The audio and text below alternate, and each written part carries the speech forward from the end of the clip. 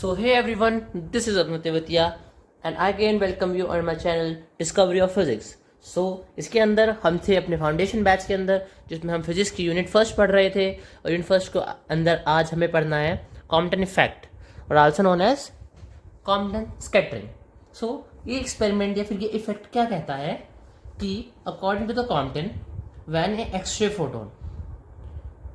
Photon जो एक X ray photon है जब वो आके कोलाइड करेगा, आके टकराएगा किससे? एक इलेक्ट्रॉन से.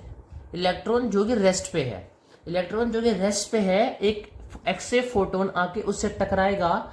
सो हमें क्या मिलेगा? एक हमें रिकॉइल्ड इलेक्ट्रॉन मिलेगा, क्योंकि अगर मार्बल्स है, एक मार्बल रखा है, इधर रखा है, एक मार्बल आके इससे टकराएगा, फिर दो बॉल्स रखी हैं, एक बॉल इधर रखी है, एक बॉल इधर रखी है. तो जब एक बॉल आके से टकराएगी तो ये ball definitely gains momentum and get move on. So ये बॉल डेफिनेटली टकराएगी और मूव होगी. सो इसी तरह से जब एक एक्सरे फोटोन एक रेस्ट इलेक्ट्रॉन से टकराएगा तो हमें एक मूविंग इलेक्ट्रॉन और एक रिकॉइल्ड इलेक्ट्रॉन प्राप्त होगा और गेन होगा. ओके. और आल्सो हमें क्या प्राप्त होगा? हमें एक स्कैटर्ड फोटोन प्राप्त होगा. मतलब कि अगर एक बॉल दूसरी बॉल से टकराई, मानते हैं कि ये चली जाएगी, पर ये जो आके टकराई ये भी तो किसी दूसरी डायरेक्शन में जाएगी, है नहीं?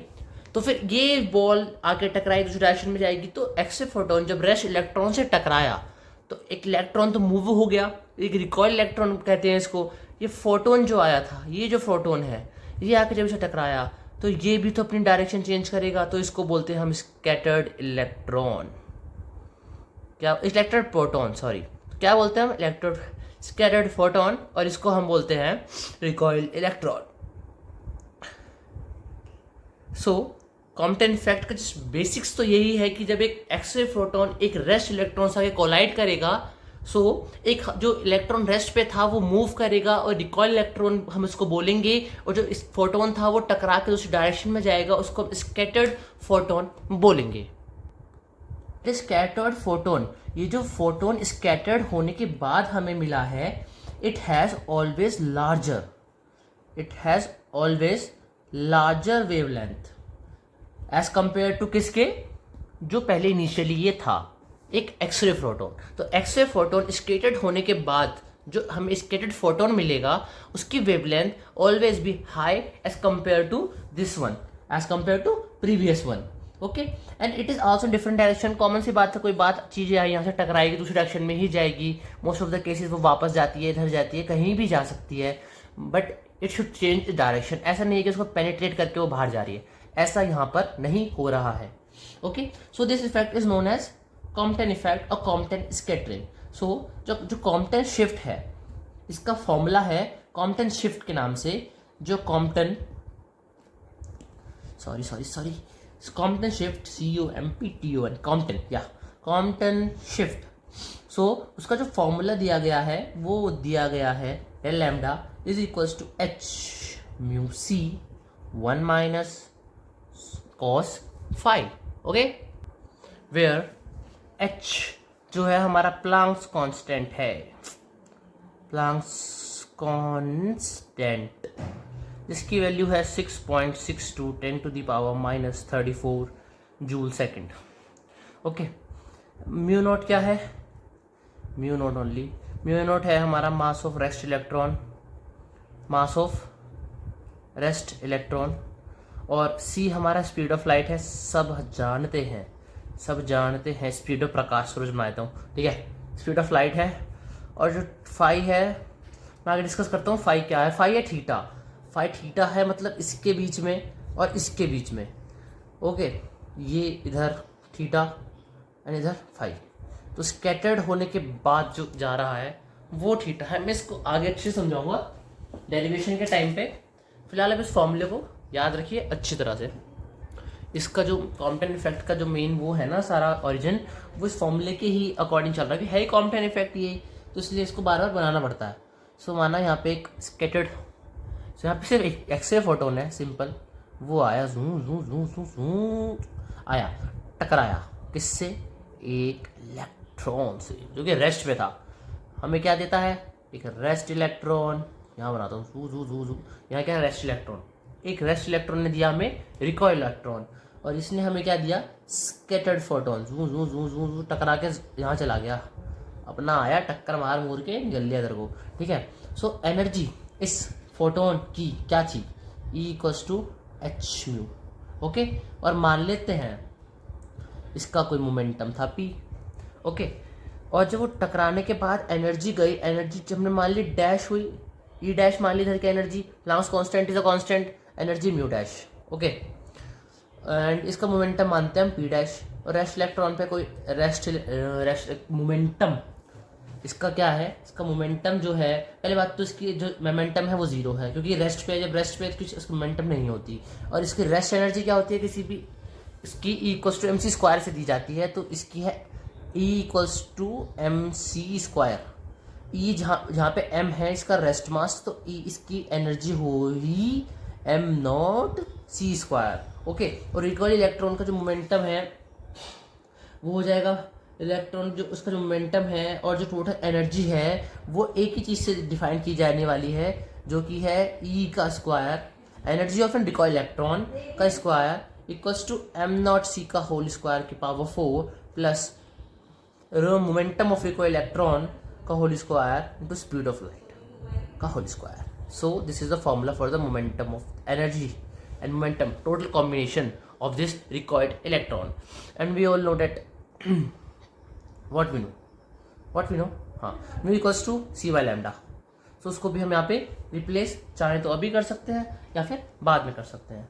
So पहले हमने इसको यहाँ पे रिप्लेस करना है, तो इसको क्या आ जाएगा, c by lambda डैश, क्योंकि इस बार ये भी कांस्टेंट हो गया, ये भी कांस्टेंट हो गया, सो लैम्डा में वेवलेंथ में चेंज आना है। और मैंने पहले क्या बताया था, इसका वेवलेंथ इज ऑलवेज क्या, ऑलवेज जो पहले वाले से दूसरे वाले का जो वेवलेंथ है वो क्या रहेगा, larger, yes, is always larger than the previous one. यहाँ भी चेंज करते हैं इसको, इक्वेशन को अप्लाई करके, is equals to C by lambda, okay.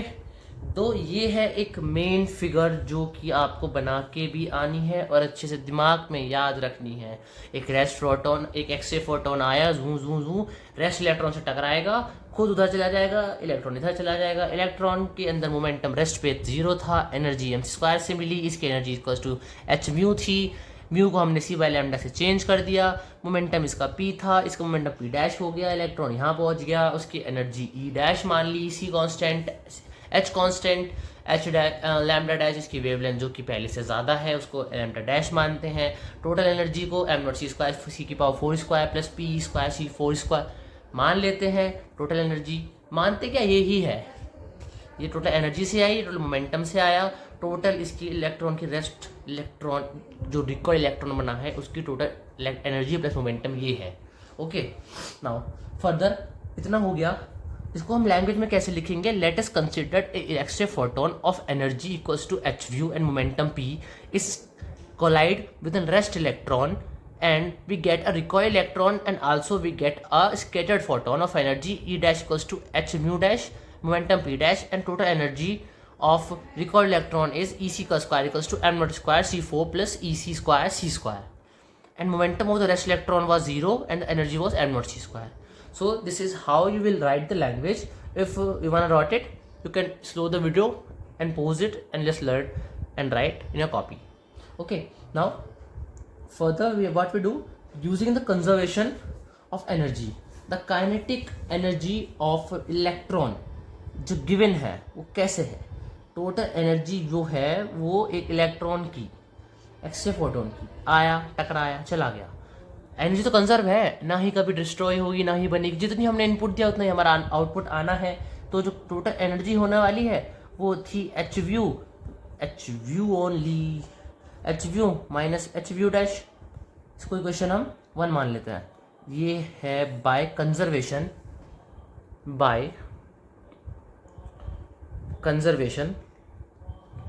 Of energy. अब बात सोचने वाली है कि सर ये अचानक से कहाँ से आ जाता है, भैया ये अचानक से कहाँ से आ रहा है, अभी तो यहाँ थे अच्छा खासा चल रहा था, ये कहाँ से आ गया। तो बात ये है कि यहाँ थे, अच्छा खासा चल रहा था, तो उसके बाद हमें डेरिवेशन तो चाहिए। डेरिवेशंस के लिए हम कंडीशंस को ढूंढते हैं, और यहाँ कंडीशंस क्या लग रही है, कंजर्वेशन ऑफ एनर्जी लग रही है, कि जो पहले एनर्जी थी वही बाद में होने वाली। टोटल एनर्जी क्या हुई, ये एनर्जी माइनस ये एनर्जी बराबर टोटल एनर्जी। ओके, तो ये था कंजर्वेशन ऑफ एनर्जी से एनर्जी निकल गई। अब बात करते हैं using the principle conservation momentum. अब यहाँ पे एक एनर्जी की बात चल रही है, अब एक यहाँ पे मोमेंटम की बात चल रही है। तो अब मोमेंटम क्या होगा, यहाँ पे momentum by conservation of momentum से हम क्या लिख सकते हैं, इधर लिखते हैं बाय कंजर्वेशन ऑफ मोमेंटम क्या होगा। सबसे पहले तो जो मोमेंटम है इसको एम से लिखता हूँ, ठीक है, ये मोमेंटम है एम से। मोमेंटम बिफोर कोलिजन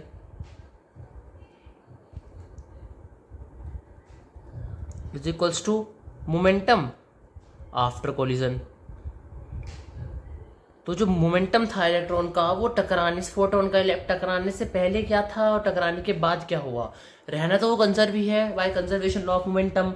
सो सबसे पहले हम देखते हैं, अब जो मोमेंटम पहले क्या था और बाद में क्या था, उसके भी दो टाइप्स हो जाते हैं, momentum in parallel direction and momentum in perpendicular direction. मतलब इस तरफ जाने वाला मोमेंटम एंड इस तरफ एक्ट करने वाला मोमेंटम।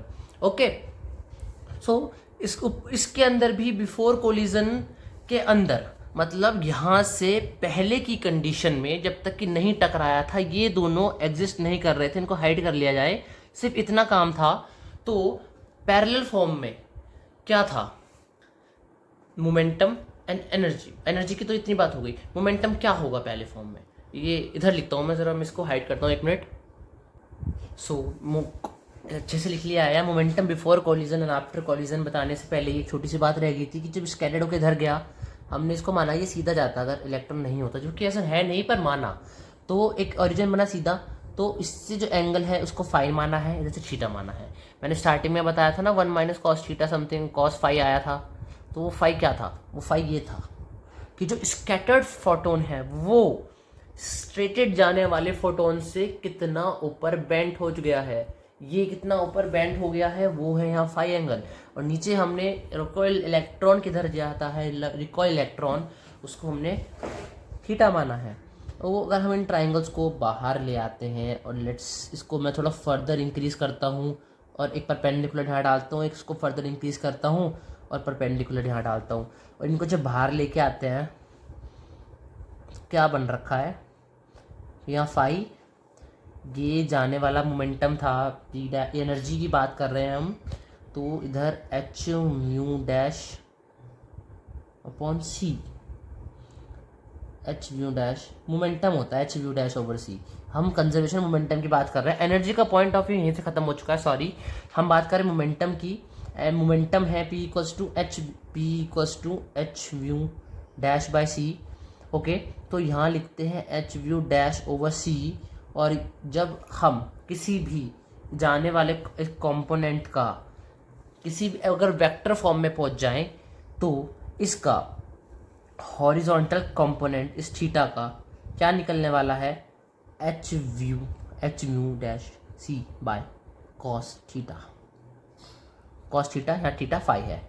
और इधर इसका वर्टिकल कंपोनेंट क्या होगा, इसका वर्टिकल कंपोनेंट वैसे इधर से बनता है, पर ये भी तो इधर ही है। अगर वेक्टर डिस्प्लेसमेंट की बात करें, अगर एक वेक्टर इधर बना हुआ है तो डिस्प्लेस होके उस वेक्टर को हम इधर भी ड्रॉ कर सकते हैं। तो this is the law of vector displacement. So if अगर यहाँ पे इसका वेक्टर वर्टिकुलर फॉर्म निकाल रहे हैं इसकी हम मोमेंटम की, तो इसका क्या होगा, H mu dash C by sine phi. नीचे वाली ट्रायंगल की बात करते हैं, तो इसको साथ साथ नोट करते जाइए, क्योंकि मैं फिर स्पेस नहीं उसको मैं रब कर दूंगा ना, तो फिर ये काम आएगा आने वाले टाइम में, आने क्या नेक्स्ट 5-7 मिनट में ये काम आएगा डेरिवेशन के टाइम, तो इसको नोट करते जाइएगा। सो इधर क्या था, इधर था थीटा, और नीचे कंपोनेंट जो जा रहा था, एनर्जी जो जा रही थी, इधर का मोमेंटम क्या था, ये टोटल एनर्जी थी, इधर का मोमेंटम था पीई। सो अगर ये पीई इधर है तो इसका हॉरिजॉन्टल कंपोनेंट क्या होगा, पी कॉस थीटा, एंड इसका वर्टिकल कंपोनेंट जो कि यहाँ होना था पर डिस्प्लेस फॉर्मूले से इधर पहुँच गया, P sine theta. Okay, this was the formula. For the momentum जब हमने इसके कंपोनेंट्स को डिवाइड कर दिया है अच्छी तरह से, ठीक है। सो अब हम बात करते हैं मोमेंटम की। अब मैं ये इस चीज़ को रब कर देता हूँ, या फिर हम इधर बात कर सकते हैं, इतनी जगह है, हाँ इधर बात करते हैं। सो momentum before collision, momentum after collision, और पहले अगर हम बात करें momentum before collision in parallel direction. Parallel direction में मतलब ये इधर जा रहा है, देखो ये जा रहा है इधर, पैरेलल इधर देखना है, और बिफोर कोलिजन देखना है, मतलब इन दोनों को भी नहीं देखना कि कोलिजन के बाद ये चीज़ें आई थी, अभी तो नहीं आई हैं। तो इधर ये चीज़ें देखनी है, तो इधर से आया पैरेलल डायरेक्शन में, मोमेंटम था, इसका मोमेंटम था p, और p की वैल्यू क्या है hv/c, ठीक है। और मोमेंटम ऑफ रेस्ट इलेक्ट्रॉन क्या था, मोमेंटम ऑफ रेस्ट इलेक्ट्रॉन 0 था, +0, ठीक है। अब पैरेलल डायरेक्शन में मोमेंटम ऑफ आफ्टर कोलिजन देखना है, आफ्टर कोलिजन के बाद पैरेलल डायरेक्शन में, अब देखो इधर तो कुछ है ही नहीं, लेकिन हमने यहाँ कॉम्पोनेंट डिवाइड किया है, ये रहा।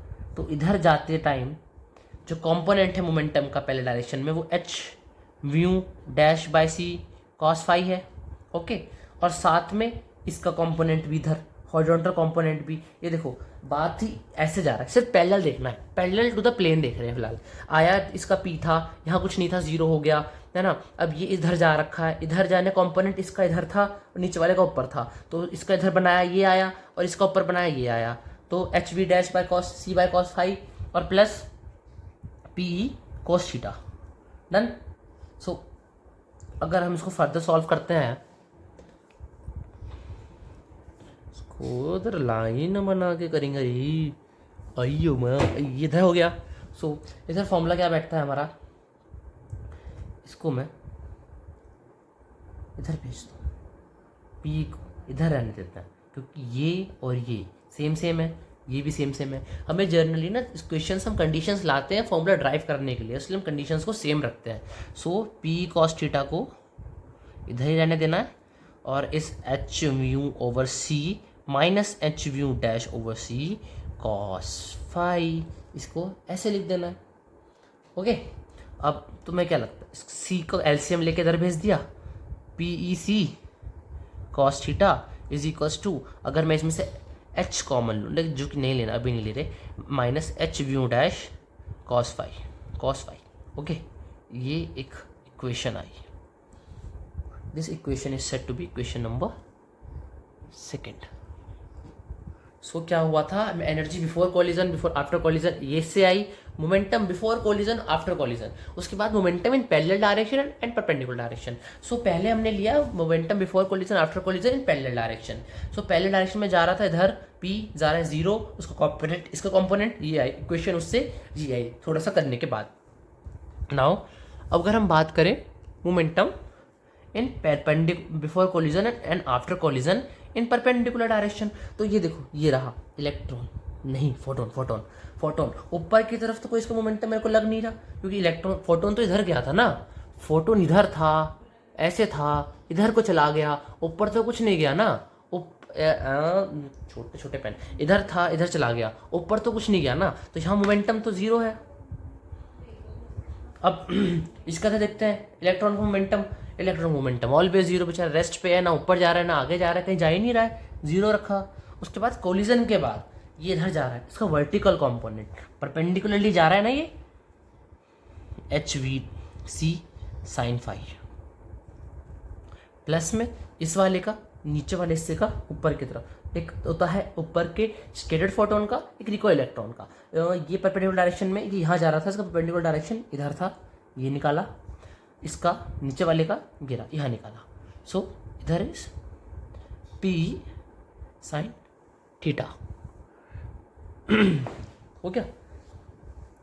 सो और ये एक बात और देखते हैं, अब ये जा रहा था ऊपर, वेक्टर का बहुत काम है फिजिक्स के अंदर, हमेशा काम आना।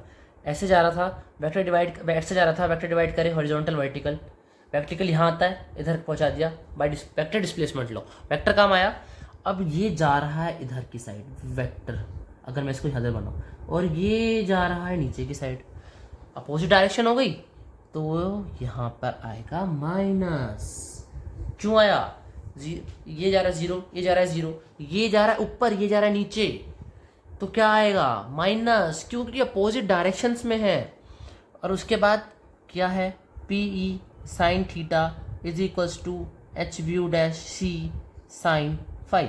अब सीधा चला जाएगा, P E C sine theta is equals to H nu dash sine phi. Question हम थर्ड बोल देते हैं। Agree everyone? Any problem you may comment, but I think यहाँ तक समझ में आया। तो मैं क्लियर करता हूँ स्क्रीन को। एक बार पोस्ट करके ना इनको नोट कर लो कि क्वेश्चन ये फर्स्ट सेकंड थर्ड अच्छे से नोट कर लो, फिर ये आगे काम आने, क्योंकि मैं अगले डेरिवेशन में ही, इससे फर्दर डेरिवेशन में इन इक्वेशंस को ही उठा के यूज़ करने वाला हूँ। ओके, सो मैंने दोनों को क्वेश्चंस को नोट डाउन कर दिया है। So equation second and equation first. So अब देखिए ये कुछ मैच कर रहा है, सी पी ये भी मैच कर रहा है, ठीक है। सो हम क्या करते हैं, squaring and adding equation second and third. स्क्वायरिंग and adding equation second and third। So इधर क्या बनेगा, सी पी ई साइन थीटा का whole square plus c p e cos theta का होल स्क्वायर, और इक्वल टू में क्या रखा है, h nu dash sine phi का whole square plus h nu minus H nu dash cos phi का whole square. अब इनके स्क्वायर खोलते हैं, c square p square sine square theta plus c square p square cos square theta. इधर h nu dash का whole square sine phi का whole square plus ये बन गया a square minus b square.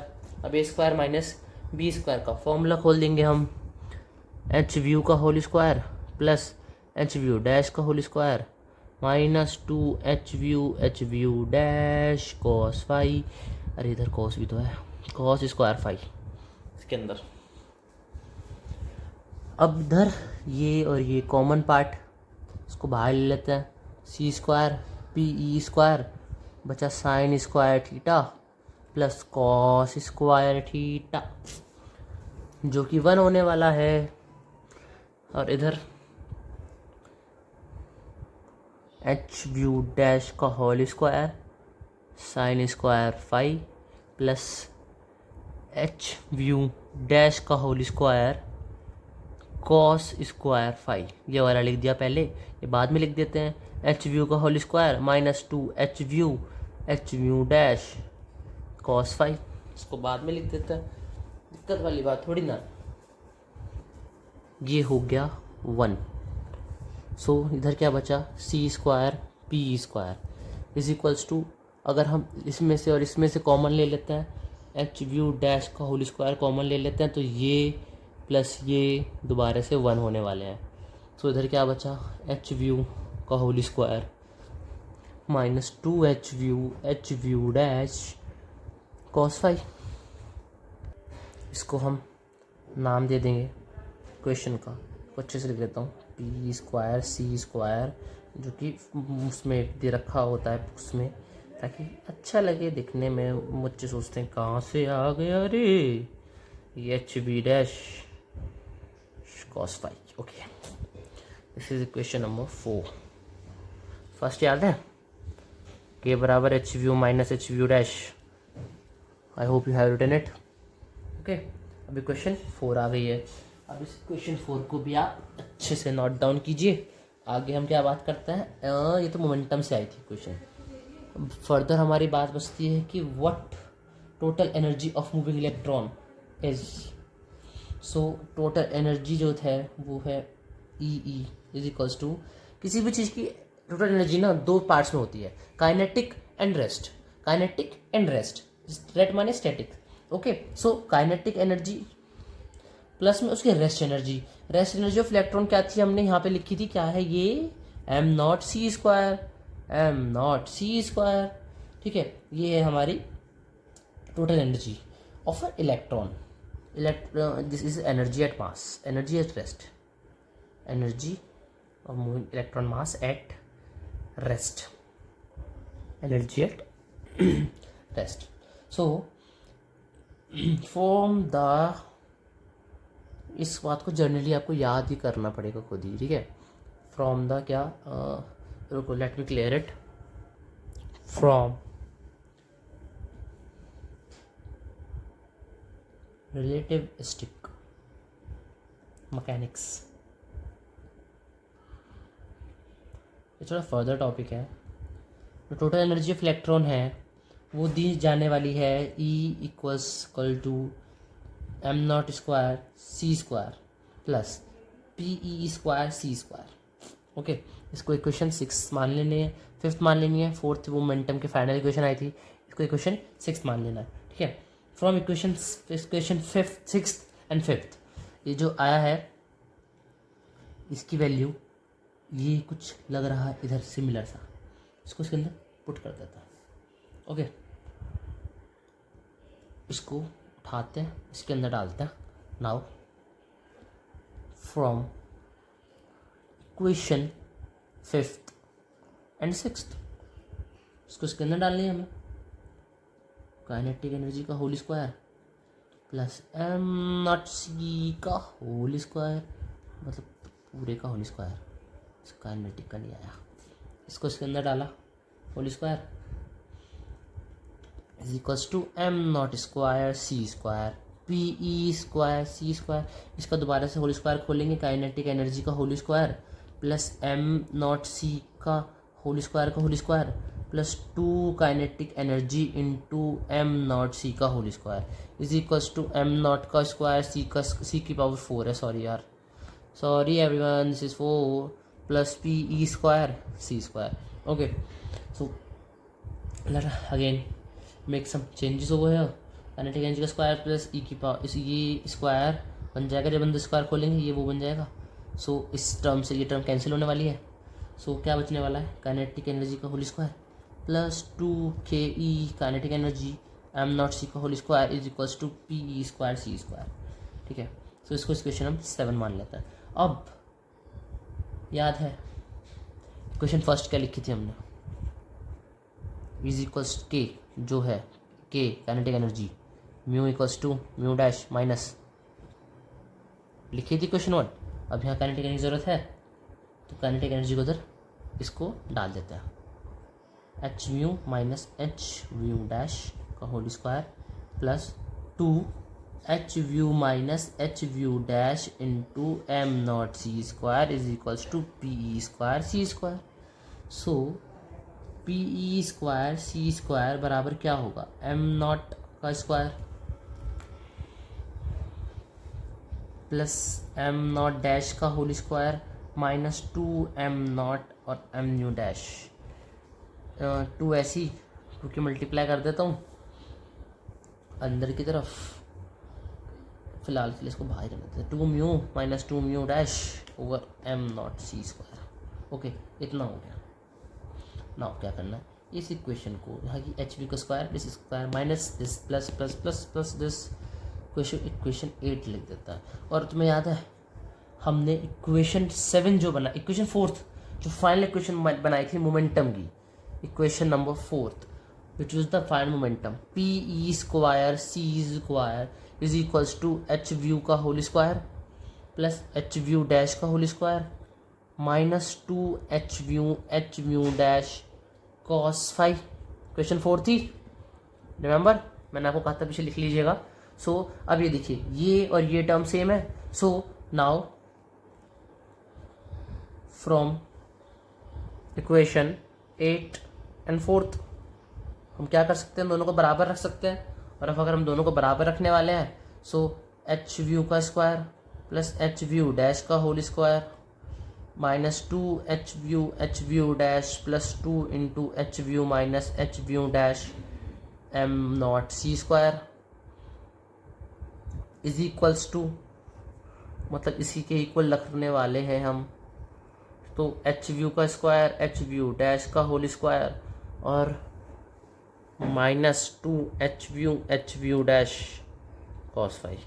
this term is similar to this term, this term is similar to this term. now इस equation को अच्छी तरह से लिखते हैं, कुछ इसको इधर लेके जाते हैं, इसको इधर रहने देते हैं. ओके, सो ये इक्वेशन कुछ इस तरह से बनने वाली है. 2HV डैश, इसको इधर ले गए, ये यहीं पर रह गया.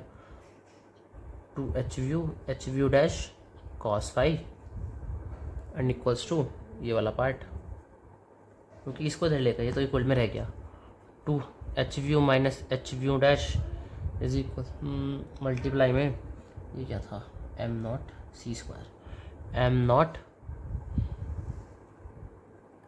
नॉट सी स्क्वायर है ये. नाउ अब हम यहाँ से क्या कॉमन ले सकते हैं. मैं इधर से 2 और 2 पहले तो 2 कॉमन लेके 2 जाने वाला है. h कॉमन लेने वाले हम, h कॉमन इधर से लेना है, h कॉमन इधर से लेना है और h कॉमन इधर से लेना है. सो ये h जाने वाला है, तो इधर से h स्क्वायर कॉमन आएगा, इधर से h कॉमन आएगा, तो एक h बच जाएगा. तो h हमने म्यू डैश म्यू और म्यू डैश कॉमन लिया, यहाँ बचा 1 minus cos phi. Okay, equal में क्या बचना है, mu minus mu dash M naught सी स्क्वायर.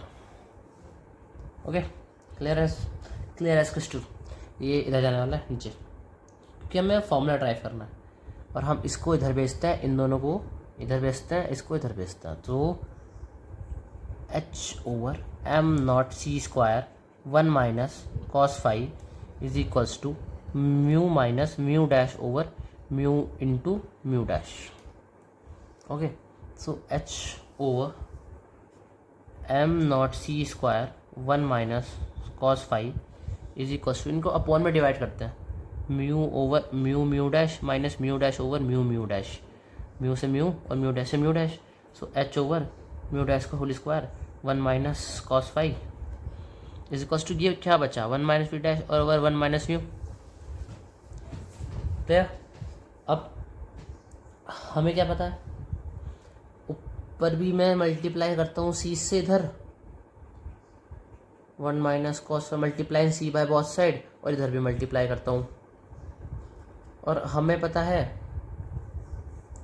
लैम्डा बराबर सी बाय म्यू होता है.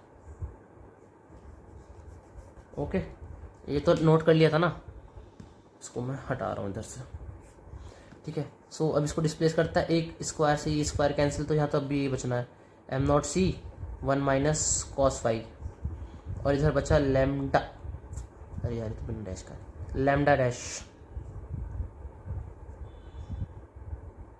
Minus lambda. So what is lambda dash minus lambda is equals to 1 over c minus cos phi. So ये तो change in lambda हुआ. So what we get the formula for the Compton shift. This is the formula for Compton shift. Equation 9 is known as Compton shift or change in wavelength. So Compton effect is defined as this one. Okay, so इसके आगे further भी कुछ चीज़ें जैसे conditions हैं, that if theta is 0, theta is 180 and theta is 90, so we can discuss. So let's discuss this in the same. So what we get, the formula for the Compton shift was h over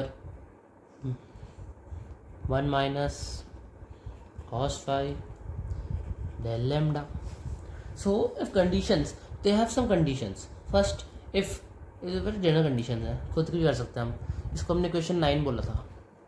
I hope you mentioned all the questions as scheduled above. So if theta is 0, cos theta क्या होता है, cos theta 1 होता है,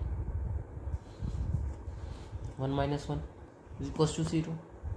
सो इसका मतलब क्या है, lambda is equals to 0.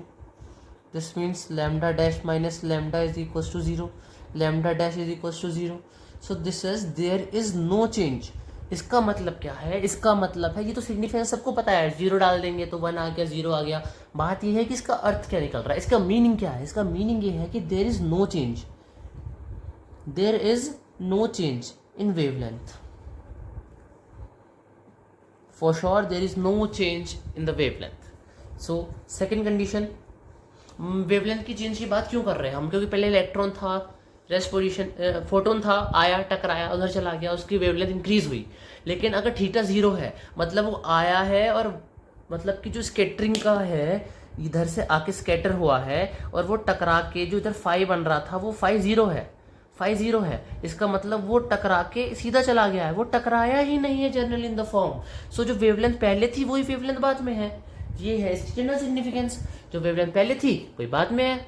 बात करें इसकी सेकंड कंडीशन की, if phi is equals to 90 degree, phi is equals to 90 degree, so del phi is equals to h over m naught c, 1 minus cos 90. And what is cos 90? Cos 90 is 0. So this is also the maximum value, m naught c. This is maximum value और the standard wavelength कि scattered होने के बाद क्या होगी. और जैसे कि ये सारी वो हैं, इसकी हम वैल्यू फाइंड कर सकते हैं क्योंकि सारी कांस्टेंट टर्म्स हमें पता है. जैसे प्लांक्स कांस्टेंट 6.62 × 10⁻34 हो गया. रेस्ट मास ऑफ इलेक्ट्रॉन क्या होता है 9.1 × 10⁻31 हो गया. और स्पीड ऑफ लाइट 3 × 10⁸ होने वाली है.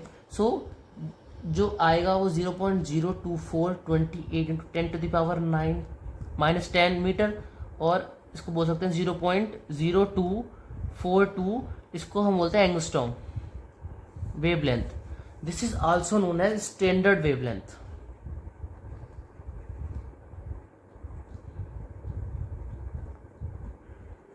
This is also known as standard wavelength.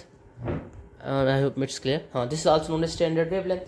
So एक और कंडीशन बची है, if phi is equals to 180. वैसे इसका मतलब ये था कि अगर ये जा रहा है, अगर स्कैटरिंग होकर बिल्कुल परपेंडिकुलर होने वाला है, ये phi बिल्कुल 90 होने वाला है इधर से. ओके, अब बात है 180 की. 180 का मतलब ये आएगा, टकराएगा और सीधे जाएगा नहीं, ऊपर जाएगा नहीं, टकरा के ये वापस आने वाला है. मतलब इधर से ऑरिजिन से इसका जो एंगल बन रहा है 180 बन रहा है. So del phi is equals to h over m naught c 1 minus, और बताइए 180 की वैल्यू क्या होती है, -1 होती है, तो +1 होने वाला है.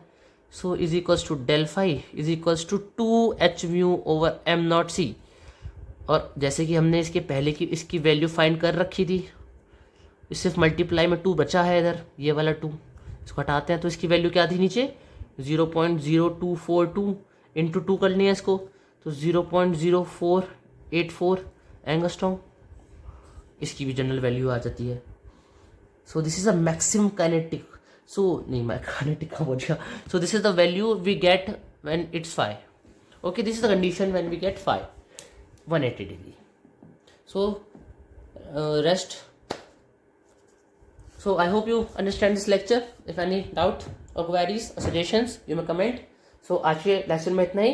Thank you and let's support us and keep doing with us. Physics is future. Thank you.